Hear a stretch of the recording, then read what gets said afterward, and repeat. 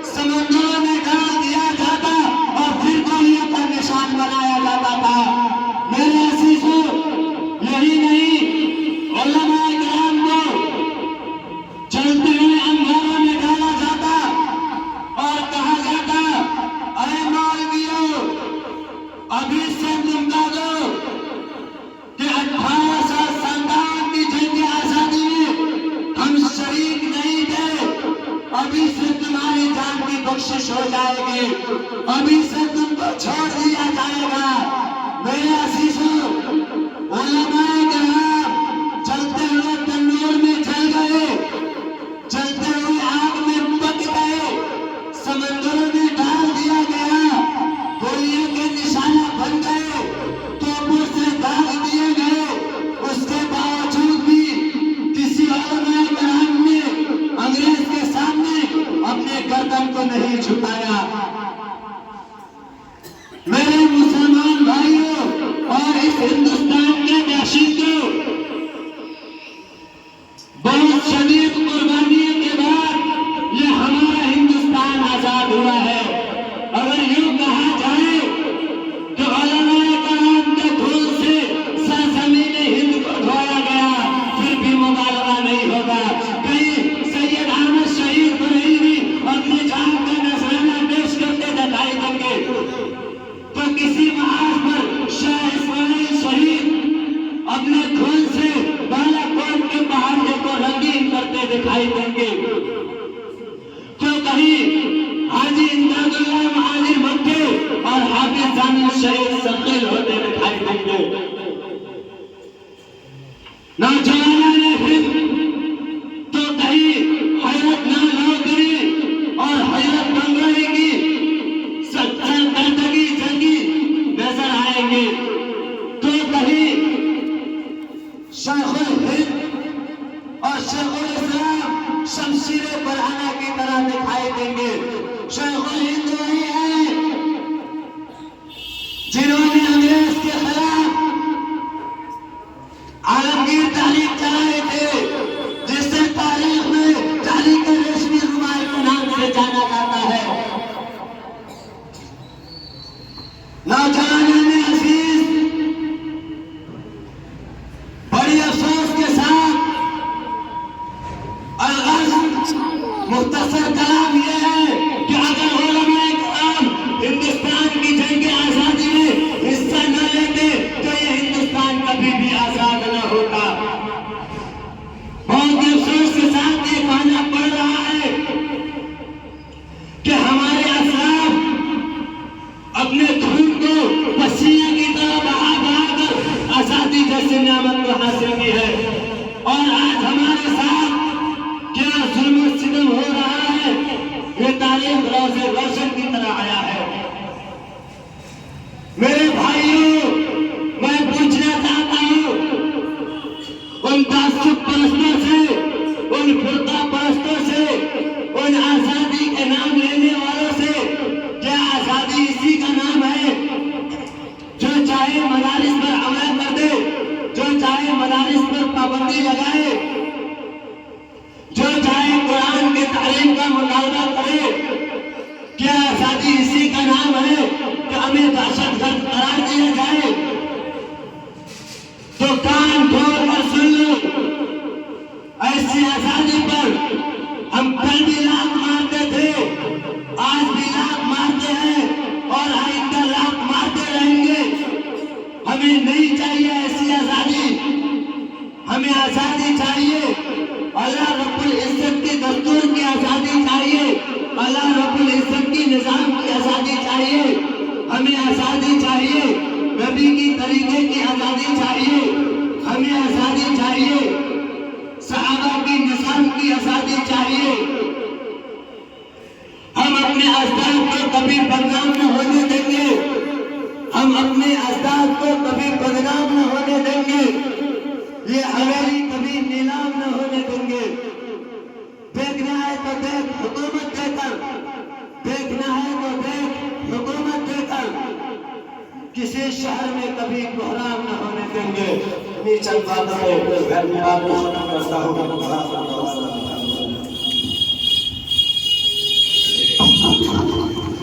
माशाअल्लाह, बहुत खूब और बहुत खुशी मिल रही है कि आप लोग बहुत ही इत्मीनान के साथ बैठे हुए और वक्त भी है और हालात का तकाजा